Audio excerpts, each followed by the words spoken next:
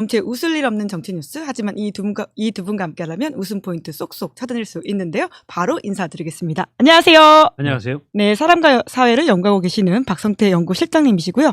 공론센터 장성철 소장님이십니다. 안녕하세요. 오늘 제가 여러 번 좀 말을 좀 더듬는 것 같네요. 씹어요. 아니요. 씹혔어. 유려한데요. 예. 김은지 앵커님의 말씀실은 유려한 걸로 방송국에 소문이 다 났습니다.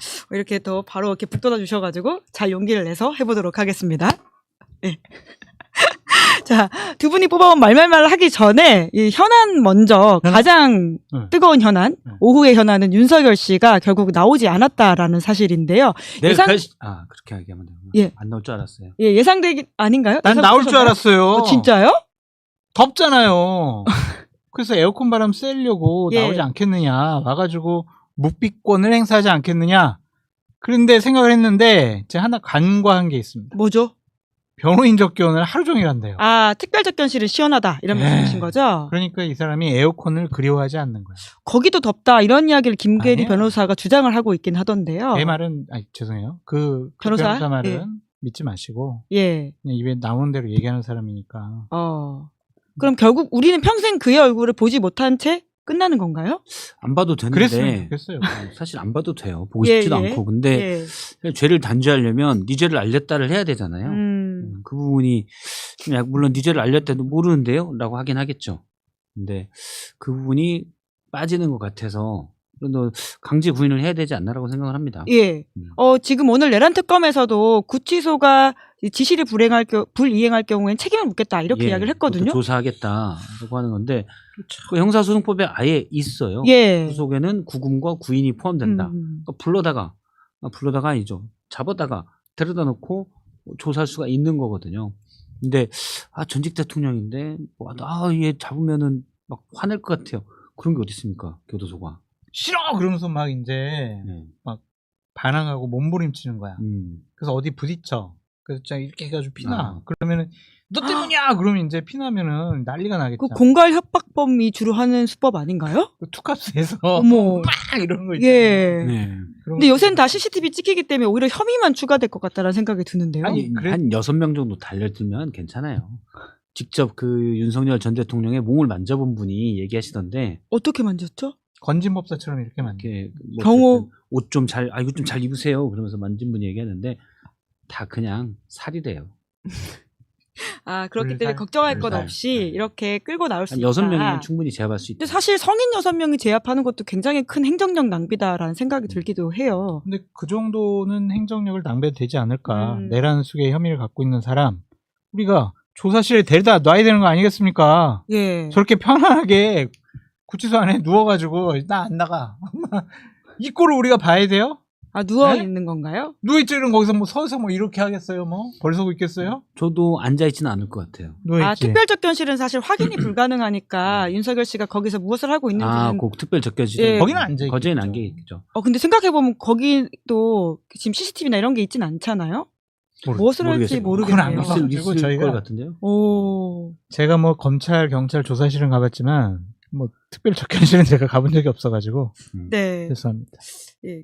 강제 구인하는 게 의미가 없다. 어차피 검사 앞에서 침묵할 거다. 그래서 안 하는 거다. 이렇게 댓글 달아주시는 분도 계시는데 그 수사를 받든 안 받든 여튼 그 절차에 따라서 인치를 해야 된다. 네. 이 말씀을 지금 박성태 실장님이 해주고 계시는 상황입니다. 전직 대통령이잖아요. 전직 대통령이 우리가 해괴망측한 짓을 많이 했지만 그래도 공직자라면 법과 제도를 지켜야 되는 거 아니겠습니까?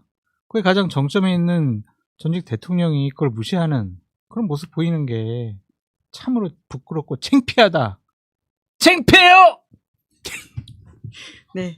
자, 내란 특검만이 아니라요. 서영기 의원님, 윤석열 전 대통령에 대해서 한마디 좀 해주시죠. 창피해요! 네. 갑자기 성대모사를 이렇게 하시면, 예. 이게 확 치고 들어오시는 게 더운 여름에 많은 분들한테 웃음을 주시기 위해서다. 이렇게 이해하도록 하겠습니다. 별로였어요? 거의 안 할게요. 지금 전 방송에서 몇 번 제가 여러 번 시켰거든요. 예, 봤습니다. 한 7, 8번 했는데 방송 끝나면서 얘기하더라고요. 그거 좀 적게 시켜. 성대결절. 성대 힘들어. 몸에 너무 힘이 들어간대요. 성대결절. 성대결절 온다고. 근데 사실, 예. 굉장히 인간 복사기라는 이야기를 해주셔가지고 네. 예, 저도 웃긴 했었는데 갑자기 튀어나와서 약간 당황을 했다라는 말씀을 드리면서 굉장히 비슷하다라는 생각이 들긴 합니다. 죄송합니다. 무리를 일으켰어요. 좀 길게 시키면 훨씬 비슷해요. 아 그런가요? 네. 열절화. 예. 아, 또 친분이 있으시잖아요. 과거 보좌진으로 함께 근무하셨던 연인이 부자진이 있지 아니라 않으세요? 제가 열린우리당 당의장실에 수행부장을 할 때 그때 부대변인이셨어요. 열린우리당 당의장실에 수행부장을 네, 하셨다고요? 이부영 의장님 그때 아, 정동영 의장 다음에 신기남 의원이 또 헌병 무슨 뭐 때문에 조부가 뭐 때문에 그만두고 이부영 의장님이 예. 승계를 받았거든요. 그때 제가 저보고 같이 가자고 그래서 제가 원래 이부영 의장님 의원 시절에 모셨으니까 그래서 열린우리당 그 수행부장을 했죠 제가. 아, 같은 당에서 근무하신 적이 있었구나. 국민의힘 당직자로 입사해가지고 예. 열린우리당 의장실에서 근무한. 야, 그래서 그때 몰랐어요. 솔직히 지금 얘기하는 건데 그때 카드를 제가 갖고 다녔거든요. 열린우리당 의장 뭐 예. 식사할 때 카드 쓴 거. 그 제가 사실은 국민의힘 당시에 한나라당인가? 새누리당인가? 새누리당. 아, 제 동기들 새누리당 모이라고 해가지고 한나라당. 그걸로 제가 소고기 사줬어요. 오. 야. 열린우리당 당비로. 열린우리당 당비로 한나라당.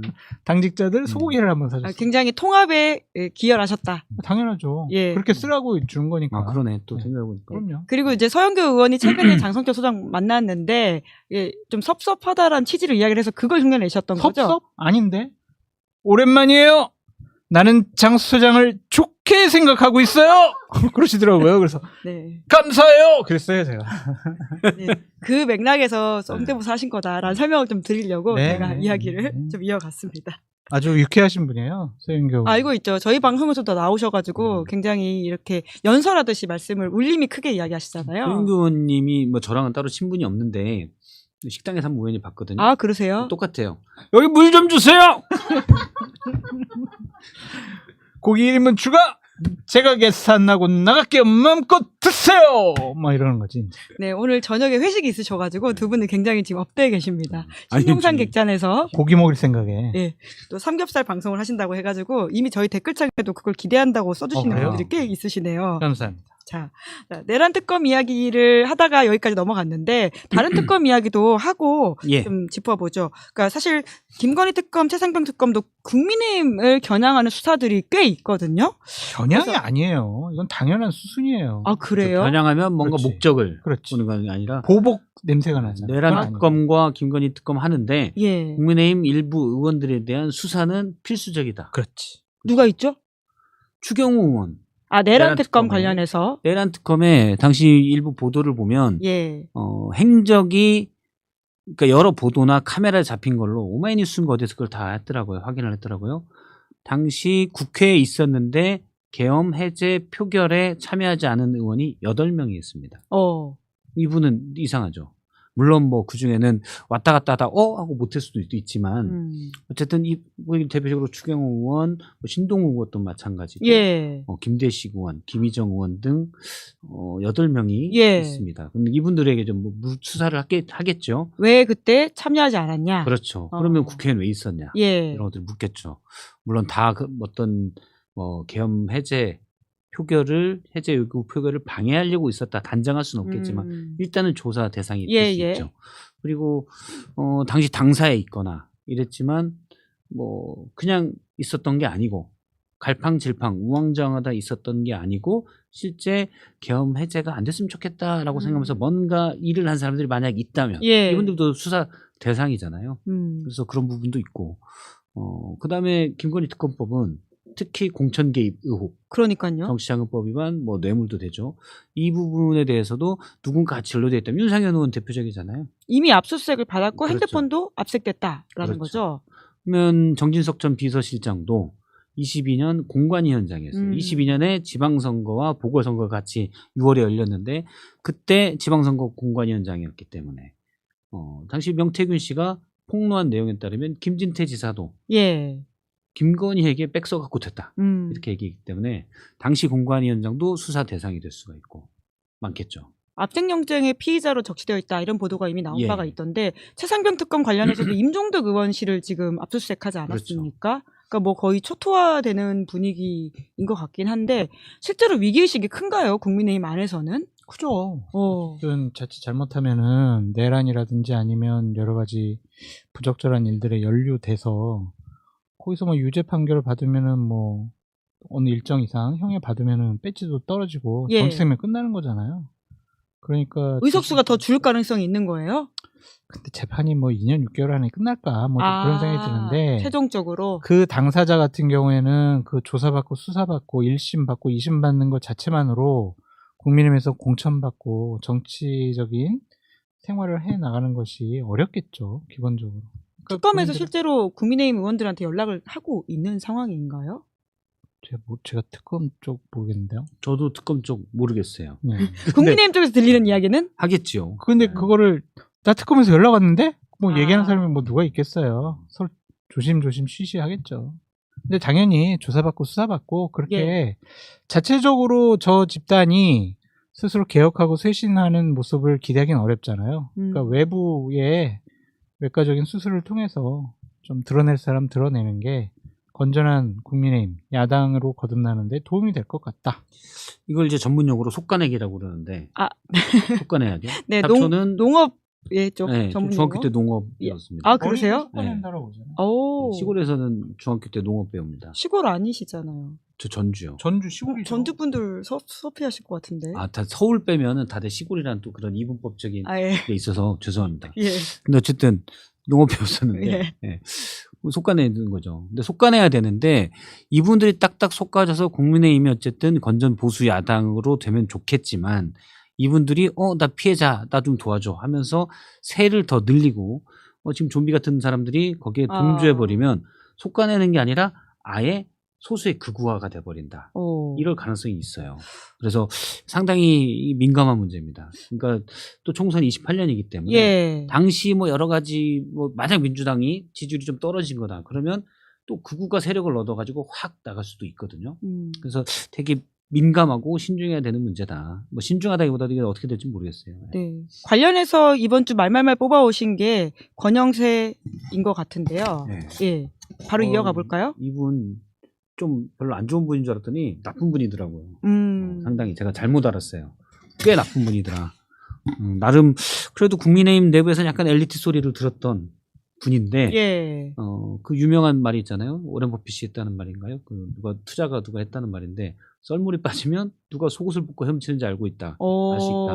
그러니까 어떤 상황이 되면 증명하게 이 사람의 내공이 드러난다는 거죠. 예. 본질이 드러난다는 예. 건데 지금 탄핵 이후에 전국에서 권영세 의원의 본질이 드러나는 것 같아요. 계엄에 대해서 한동훈 전 대표와 설전을 벌이다가 방송에서 그렇게 했죠. 왜 당시에 한동훈 전 대표가 계엄 해제 요구에 계엄이 잘못됐다라고 바로 얘기하고 해제 표결을 들어가야 된다라고 얘기한 건 성급했다. 아니 개인형 어디 갔어요? 그러게요. 제가 직접 개소리라고 하기도 좀 그렇고 사회적 지위와 체면이 있는데 그렇죠? 우리 프리와 소리는 여름 휴가를 잠깐 보내는 것으로 너무 더우니까. 진짜 개소리죠. 예. 네. 너무 이렇게 섭섭해하시는 것 같네요. 보고 싶어. 프리와 소리 다음 주에 그러면 다시 한번 예. 그렇죠. 무슨 계엄에 대통령의 깊은 뜻이 있는지 좀 알아봤어야 된다. 깊은 뜻은 개뿔이 있어요.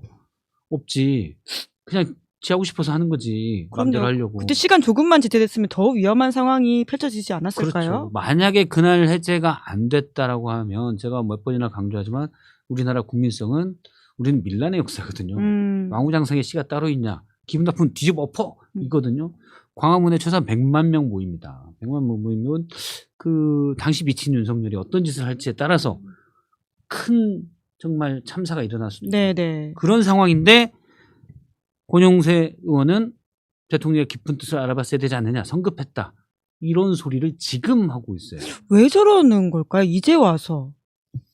만약 그것이 문제가 된다고 하면 당시 비대위원장이었던 그리고 윤석열 정권 하에서 통일부 장관 하면서 측근 실세였잖아요. 본인에게 책임을 물을 수밖에 없지 않냐. 그걸 미리 좀 방어 치려고 이렇게 나 건드리지 마.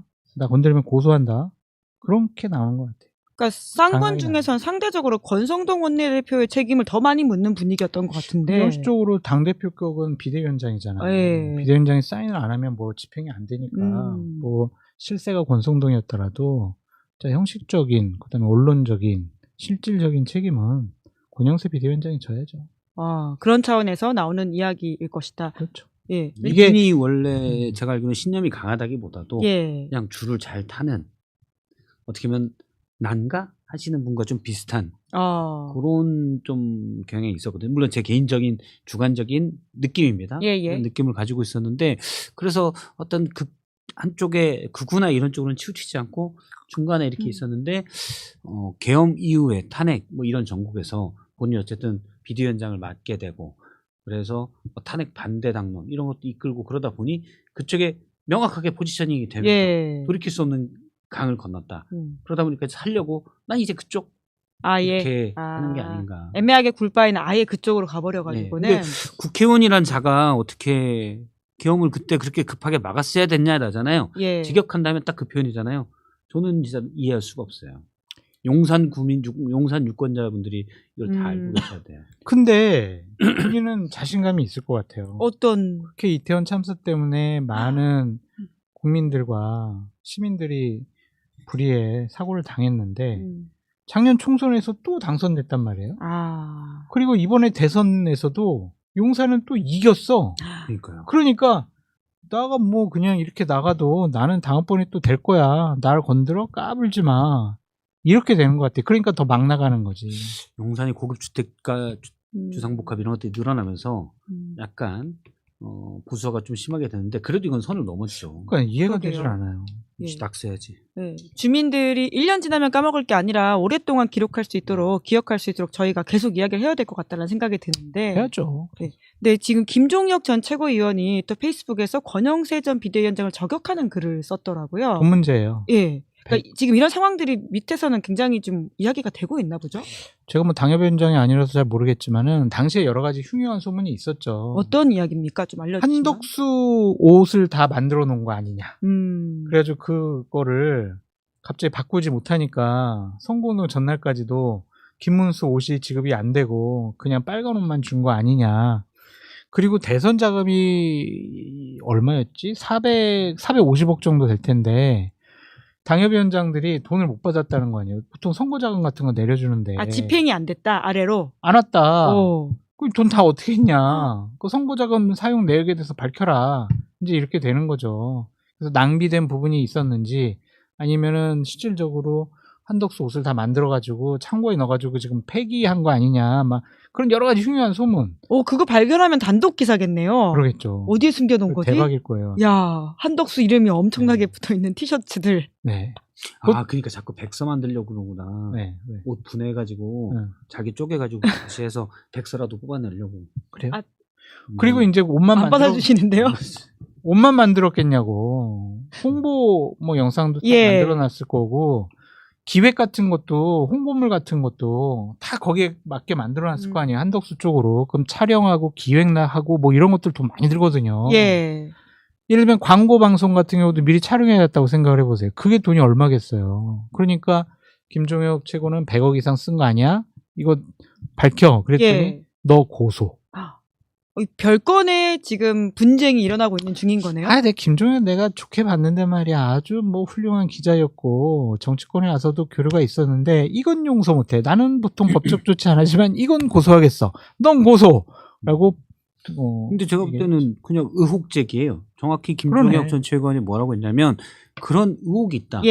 당신이 떳떳하다면 당신이 여기에 대해서 당무검사를 요청하라라고 한 거거든요. 그랬어가 아니에요. 그런 소문이 있어. 떳떳하다면 이걸 좀 당무검사를 요청해봐. 이런 거잖아요. 굳이 고소해서 뭐 될지 이런 의혹이 있는데 그것도 무슨 소문을 밑에서 막 퍼뜨린 게 아니잖아요. 본인한테 직접 물어본 겁니다. 그래서 이게 뭐 유죄나 이런 게 나올 것 같지는 않고 권영세 전 비대위원장은 난 떳떳하다라는 의미로 법적 조치 이렇게 얘기한 것 같은데 당무검사 한번 나오겠죠 뭐. 입막음용이죠. 야, 오히려 이게 수사에 들어가서 티셔츠가 정말 찾아지면 그것도 어마어마한 사건이 한덕수 전 총리 줘야죠. 당신 입어. 월요일부터. 그것만 입으라고? 그러면은 한 20년 정도는 입을 수 있거든. 7,000장 정도 있으면 20년 정도는 입을 수 있어. 7,000장이 아니겠지. 그게 당원들, 선거운동원들까지 다 줘야 되고. 몇만 장이려나? 한덕수 티셔츠가 그렇게 많을 것이다. 아니, 왜냐면 선거운동 각 당협 마다 선거운동원들이 있잖아요. 그 선거운동원 다 줘야지. 뭐 당직자들도 주지. 그래서 또 달라는 사람도 줘야 돼. 그렇죠. 달라는데 안 줄 거예요. 그거. 예. 당원이 달라는데. 그러니까. 조금만 수사하면 나올 것 같은데요. 이 정도의 규모 이야기라면, 사실이라면. 글쎄 뭐 이것까지 수사 좀 예. 할까? 난감한데. 여력이 있을까? 난감해요. 아. 티셔츠가 그렇게 많이 최소한 뭐 만장 이상 이렇게 어디 창고에 있다. 상당히 난감한 일입니다. 네. 왜냐하면 월드컵 때 이분들이 그거 입고 나올 수 있어요. 어차피 남은 거. 월드컵 때 갑자기 단독 옷 입고 나와가지고 막 대한민국 이러면 염색을 하면 되지 않을까. 그런가요? 예. 뛰면 되지. 네, 이제 그 정도로 사실 그때 후보 교체가 워낙 황당한 해프닝이었다 보니까 그 문제를 좀 짚어서 당내 문제를 제기하려고 하는 게 그렇죠. 김종혁 전 최고위원의 그러니까 의도 아닐까. 한동훈 전 대표와 그다음에 쌍권 뭐 이런 송원석 지도부와 계속 페이스북이나 이런 걸 통해서 약간 서로 공격이 있었거든요. 그렇죠. 그러다 보니까 이제 서로 반박하는 중에 이렇게 가는 것 같아요. 예. 근데 일단 뭐 계엄이나 이 부분에 대해서는 쌍권이 할 말이 없죠. 그리고 이미 당무감사에서는 뭐 당시에 김문수 후보랑 같은 날 같은 장소에서 앞뒤로 해서 사진 촬영이 있었다. 그거 돈 누가 낸 거냐. 예. 일단 김문수 한덕수 후보 측은 자기들이 냈다. 1억 이상 이미 썼다라고 얘기했는데 그거는 좀 믿을 수 없는 당무감사다 당시에. 그런 느낌이 좀 있습니다. 네, 이제 그러다 보니까 지금 친윤계에서도 내가 카드가 있다라는 메시지인지는 모르겠는데 서정욱 변호사가 아니 김건희 씨 핸드폰 열면 한동훈은 무사할 줄 아느냐 뭐 이런 취지 이야기를 또 했더라고요. 이건 어떻게 보세요? 정우이가 헛소리한 거예요. 헛소리한 거. 심플하게 정리하셨네요. 이게 궁금해가지고 물어봤어요. 물어보셨어요? 예. 그 직접? 김건희랑 나눈 메시지 뭐냐 그랬더니 뭐 본인이 뭐 법무부 장관 시절이나 아니면 그 전에 뭐 이 법무행정이라든지 아니면은 수사 방향에 대해서 김건희랑 얘기를 나눴겠냐. 왜 얘로 문자를 주고받았냐 그랬더니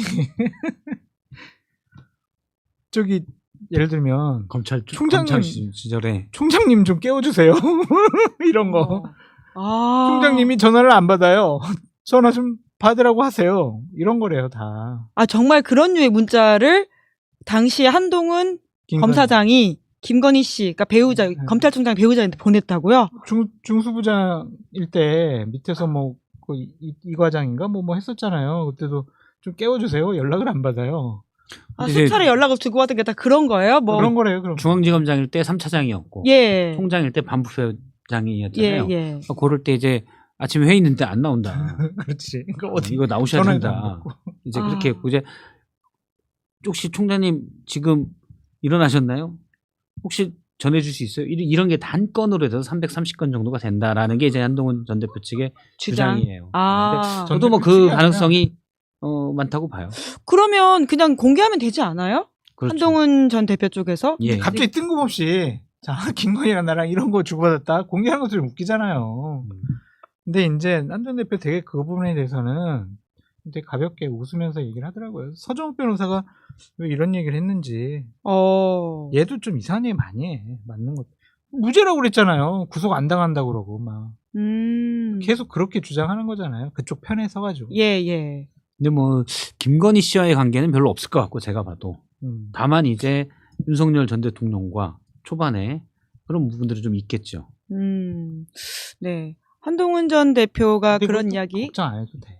어떤 걸요? 휴대폰 이미 다 바꿔버렸고 락걸어놔가지고 김건희 뭐 윤석열 휴대폰에도 아무것도 없어. 아무것도 없나요? 그것도 서정욱 변호사가 다 버렸잖아요. 버리고 휴대폰 바꾸고 비아폰 쓰고 중간에 옛날 폰 다 버렸다는 거잖아요. 이번에 최상병 특검팀에서 확보한 거는 윤석열 씨가 퇴임 후에 아크로비스타에 썼던 폰이라고 하더라고요. 아주 짧은 기간이긴 안 남아있잖아요. 근데 뭐 그것도 잠궈가지고 비밀번호 안 알려줬다고 하더라고요. 근데 사람들이 잘 못 버려요 휴대폰을. 명태균 씨도 안 버리고 뭐 처남에게 맡겼나요? 뭐 매형이가 그렇게 맡겼었잖아요. 이렇게 되면 이걸 버렸을 때 망치로 다 부시든지 전자레인지에 돌리지 않으면 또는 반포대교에서 잠수기에서 밑에 던지지 않으면 내가 버렸을 때 혹시 누가 가져가면 어떡하지? 약간 불안함이 있어요. 그래서 옛날 검찰을 보면 털면 나온다. 잘 안 버린다고 그러거든요. 어딘가에 있다. 네, 어딘가에 있다. 네. 왜냐면 어디 앉아가지고 망치로 핸드폰 부수는 것도 누가 봐도 모양이 웃기잖아요. 그러긴 하죠. 그래서 제일 많이 하는 게 이제 밤에 잠수대교 밑에, 잠수기 밑에 가서 산책하자고 툭 던진다. 그리고 그 밑에는 엄청나게 쌓였을 거라는. 거기 가봐야 되겠네요. 원래 이제 서초동 갈 때 반포대교 잠수교 건너니까 예. 그때 던지고 간다라는 야. 게 정설이었습니다. 오 이렇게 밖에 이렇게 전화 받다가 놓쳐가지고 물속에 빠진 거지.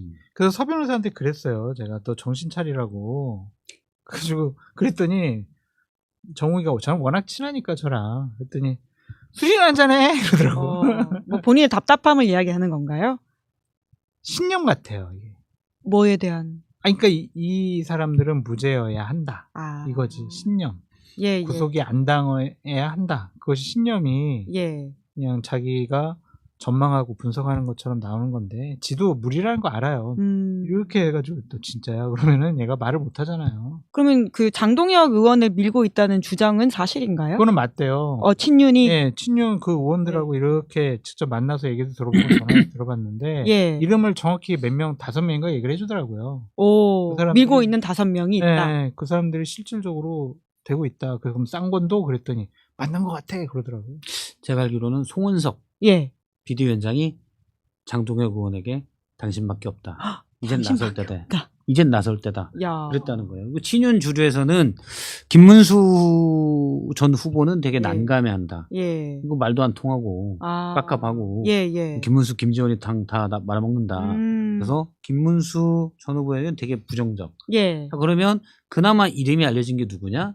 장동혁 의원을 예. 친윤 주자로 내세우겠다. 오. 요게 제가 저 가까운 장 의원님과 가까운 분에게 예. 들었었어요. 그래서 송원석 원내대표가 요청이 왔었다. 그리고 들어보니까 친윤 지도부가 다 장동혁을 밀고 있다. 예. 그런데 지금 혁신이랑 거의 정반대 입장이거든요. 장동혁 의원은 사과는 무슨 언제까지 사과라는 거냐. 사과가 늪에 빠지냐. 정말 사과로 늪을 하나 만들어주고 싶어요. 빠뜨리고 싶어요. 근데 그런 얘기를 하고 있고. 근데 혁신위원장은 바로 이런 부분들이 인적 쇄신 영순이다. 이렇게 얘기하고 있어서 장동혁 의원도 지금 원래 제가 알기로 이번 주 초에 기자회견하고 출마하겠다고 그러는데 아직까지 좀 없는 것 같아서 좀 뜸을 들이나 이런 생각도 듭니다. 그럼 3자 구도예요? 장동혁, 김문수, 한동훈? 한동훈 전 대표가 나올지 안 나올지 모르겠어요. 그래요? 나갈 가능성이 높다고 전 느껴지는데? 그렇게 전망을 하는데 예. 매일매일 생각이 바뀐다라고 매일매일요? 얘기를 해가지고 예. 나가지 않을 가능성도 그래서 50대 50이 아닌가.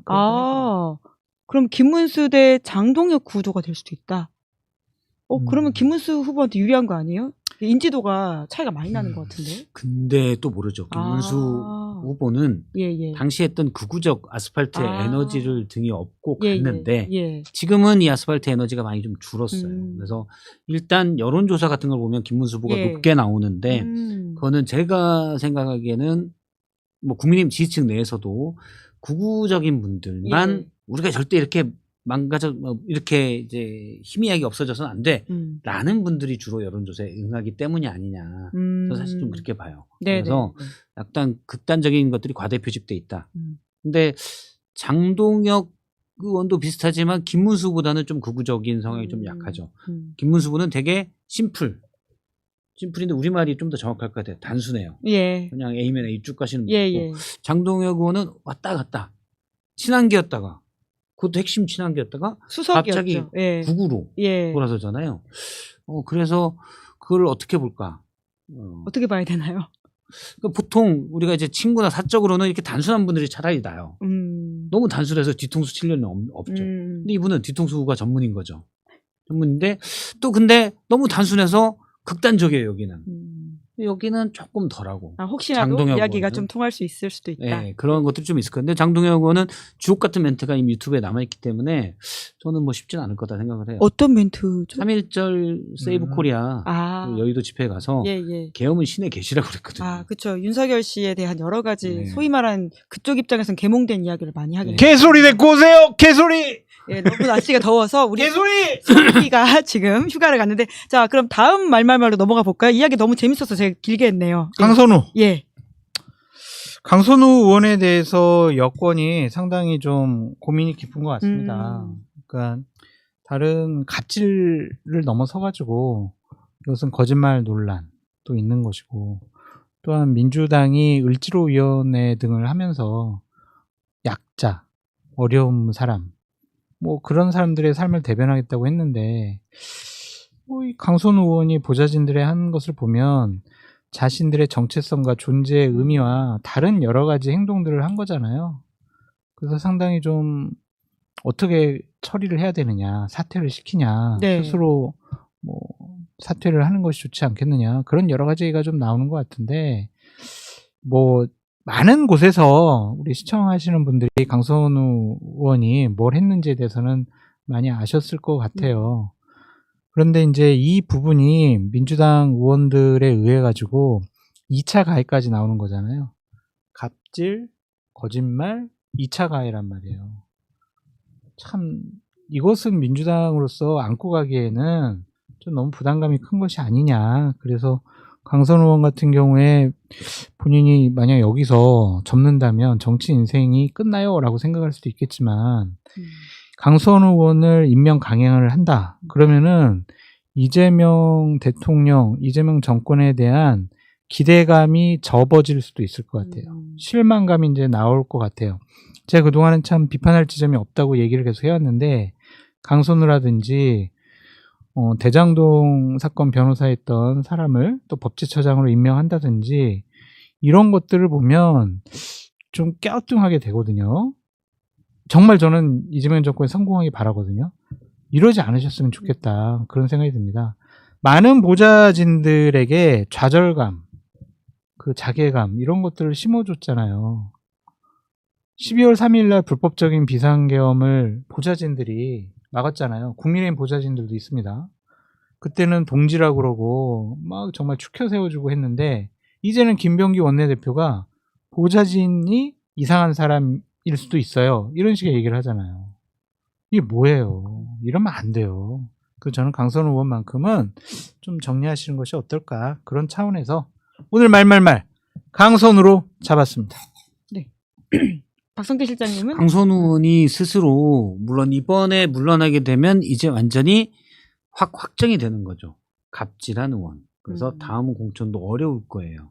이거는 벗어날 길이 없습니다. 근데 이번에 견디고 살아나면 요거는 이제 지나가 버린 이슈가 될 수가 있어요. 그래서 아마 강선우 의원이 최선을 다해서 약간 거짓말도 좀 섞고 설득력 없는 해명을 하고 그러고 있는 것 같은데, 당을 사실 힘들게 하는 일이에요. 지금 여러 의원들이 강선우 의원 쉴드 치려다가 본인도 입장이 애매해지는 그런 일들을 나오고 있거든요.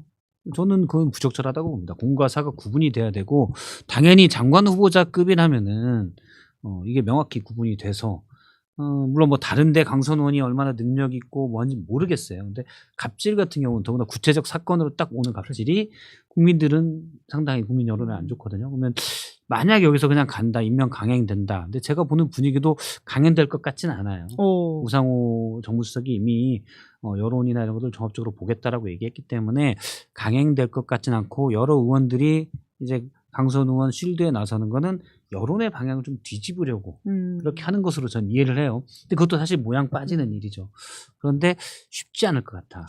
일단 갑질도 갑질이지만 여기까지는 정말 제가 정말 잘못했습니다, 제가 너무 편하게 생각했고 그러면 혹시 또 모르겠는데, 그 다음에 거짓말 해명 이거 들어가잖아요. SBS 보도가 나왔죠. 그렇죠. 예. 그러니까 해명도 좀 말이 안 되는 게 맞죠. 예를 들어서 뭐 치킨 먹고 만두 먹고 박스를 가지고 와서 이거를 좀 버리라고 했다. 이거를 어제 밥 먹은 거를 아침으로 먹으려고 차에서 가지고 왔는데 그걸 다 먹지 않고 남겨둔 게 저의 불찰입니다, 라고 얘기했죠. 설득력이 1도 없어요. 차에서 누가 닭 먹습니까? 독특한 식성을 가진 거지. 그러면 닭 먹으면 좀 부스러기도 양념치킨 먹으면 막 손에 양념 묻고 그럴 텐데 그 차에 말이 안 되잖아요.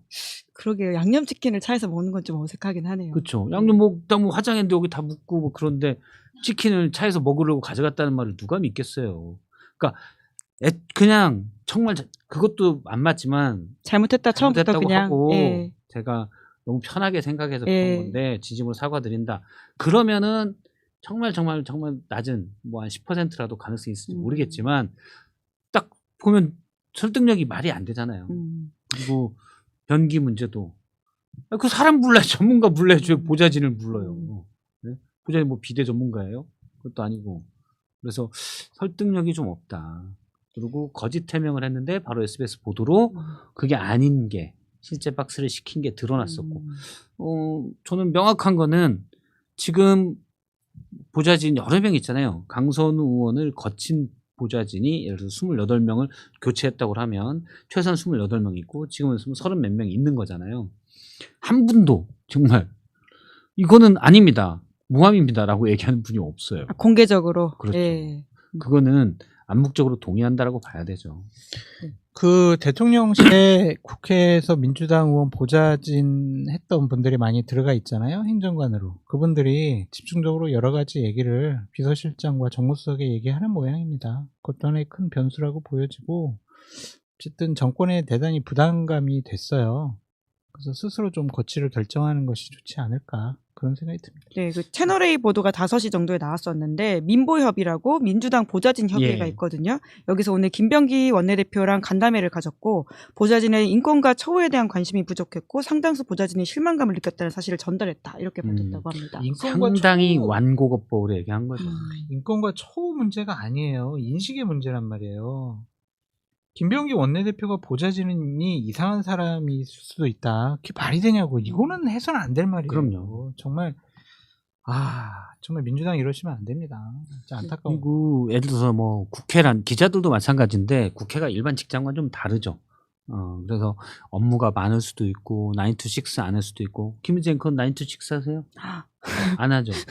사실 못하는 거 아닌가요? 안 하는 게 아니라. 대표님이 뭐 갑질이다. 그렇지 않잖아요. 뭐 어떤 기자라는 일을 하면서 내가 이거 해야 된다. 그리고 사실 보통 다른 직장인보다 업무량이 많잖아요. 하고 국회도 그런 게 있어요. 제가 아는 보좌관 한 명은 주말에도 끊임없이 일이 있어요. 계속 의원이 체크하고 뉴스 나오면 이거 무슨 내용인지 좀 알아봐라 계속 해요. 근데 그 일을 어떤 국가의 국민의 대표인 국회의원으로서 일을 하는 거니까 그 부분 다 서포트를 해요. 물론 뭐 주말에도 계속 전화 받고 뭐 하려면 힘들죠. 다 서포트를 합니다. 근데 사적인 건 일절 시킨 적도 없고 하지도 않아요. 그리고 치킨 먹은 거 치우라니요. 자기가 치워야지. 아니 여기 우리 시사인 대표님이 김은지 기자님한테 우리 집에 비대가 고장났는데 좀 고쳐줘. 이러면 어떻게 하겠어요. 네. 적절하지 않죠. 네. 안 돼요. 안 돼. 그리고 민주당 제가 분위기를 보면 민주당 지지층들은 원래 또 이런 일이 있으면 민주당 지지층 속에서는 안 된다. 이 탄핵당한 국민의힘의 공격에 넘어가서 안 된다. 우리 강선우 의원을 지키자. 이런 분위기들 많이 있을 수 있잖아요. 그런 분위기도 약간은 있지만 상당 지지층이 어떻게 얘기를 하냐면 강선우 의원이 이재명 정부의 발목을 잡아서는 안 된다. 그렇지. 강선우 의원이 사퇴해야 된다. 이렇게 생각하시는 분들이 많아요. 그래서 저는 이런 부분도 대통령실에서 충분히 감안을 할 걸로 보고, 그러니까 오히려 민주당 지지층에서 많이 나오는 얘기입니다. 자, 이렇게 가면 강선우는 누가 봐도 아닌 것 같은데 가면 윤석열 정부랑 물론 지지층에서는 다르다고 보지만 중도나 아니면 보수층에서 다르다라고 얘기할 때 우리가 할 말이 없지 않느냐. 그런 논리가 있습니다. 나경원 의원이 만약에 이런 일을 했다라고 생각을 해보세요. 민주당 의원들 가만히 있었겠어요? 그럴 수 있어요! 이러겠냐고요. 네? 그러니까 이게 역지사지 모순된 행동을 하지 않았으면 좋겠다. 치킨은 프라이드예요. 네. 양념 차에서 먹으면 안 돼요. 예, 뭐든 먹으면 안 된다라는 결론으로 이야기를 하면서 그러면 이번 그러니까 주 청문회 20살 드시지 그랬어요. 왜 남겨서 이거 문제를. 자, 그 남은 청문회가 이번 주 내내 있는데 혹시 두 분이 보시기에는 뭐 이렇게 좀 의미 있고 혹은 뭐 문제적인 이야기들을 좀 했었는데요. 이진숙 후보자에 대한 지적도 굉장히 많이 나오고 있긴 한데 흉해요. 예. 소문은 그냥 민주당도 뭐 포기했다, 실드 안 칠 거다. 실드가 왜냐면은 방어도 안 해준다. 이진숙 후보자가 민주당 혹은 민주 진영에서 함께 지금까지 활동을 해왔던 분이 아니잖아요. 갑자기 갑툭튀에 나왔잖아요. 그런데 교육부 장관이 뭐 제자 논문 또 논문 표절 막 이런 것들이 연구 윤리 위반 뭐 이런 것들 나오잖아요. 아니 교육부 장관이 지금 그런 의혹을 받으면 어떻게 교육부 장관을 해요. 그러니까 실드 치고 싶은 생각이나 마음도 없겠죠. 그래서 이제 소문은 강선우, 이준수 이 두 분은 조금 이번에 임명되기가 어렵지 않느냐 그런 전망이 많이 나오는 거고 여러 가지 또 찌라시 보면 또 뭐 강선우 안 되면 누구가 되고 누가 안 되면 또 누가 되고 뭐 그렇다고 하는데 이런 논란을 불러일으켜가지고 이재명 대통령 참 지금 한 달 보름 잘하고 계시는데 약간 삐끗해 보이는 거는 안 되잖아요. 국민의힘 분위기는 이준숙 후보자는 크게 생각도 안 하는 분위기예요. 제가 보면. 그래요? 네. 임명해라 그럼. 이제 임명해라. 오히려 그러면 어차피 강선우 후보자는 민주당 의원이잖아요. 예. 민주당 사람이니까 어떻게든 낙마시킨다. 음. 물론 한쪽에서는 그냥 낙마 안 되고 욕먹고 가고 이재명 정부가 욕먹는 것도 나쁘지 않겠는데 이런 목소리도 있지만 적진이라고 보기 때문에 기본적으로는 낙마를 시켜야 된다고 생각하지만 이준숙 후보자는 딱히 저분은 민주당 사람도 아닌 것 같고 그렇지. 자기들이 보기에도 그렇지. 그냥 가서 있는 것도 나쁘지 않다. 예. 번번이 사고 치면 공격할 거 있고 우리도 그런 분위기도 좀 익히는 것 같아요. 네. 별로 얘기도 안 나와요. 이런 고언이 민주당 그리고 대통령실까지 좀 가야 되지 않을까라는 네. 생각이 들긴 하네요. 우상호 수석에게 문자를 보낼게요. 지금요? 아니 좀 이따가요. 예. 자. 여러 가지 맥락을 짚어주셨는데요. 저희가 마지막에 좀 중요하게 해야 될 광고가 있습니다. 뭡니까? 예. 두 분의 오늘 회식도 있다. 그리고 신용상 객잔이 더욱 잘 되고 있다라고 하는 중요한 소식도 있긴 한데, 예.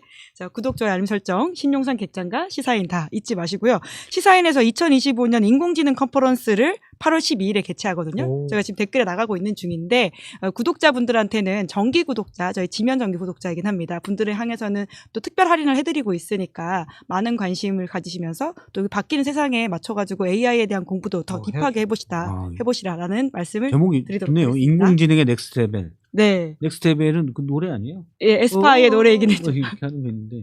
네.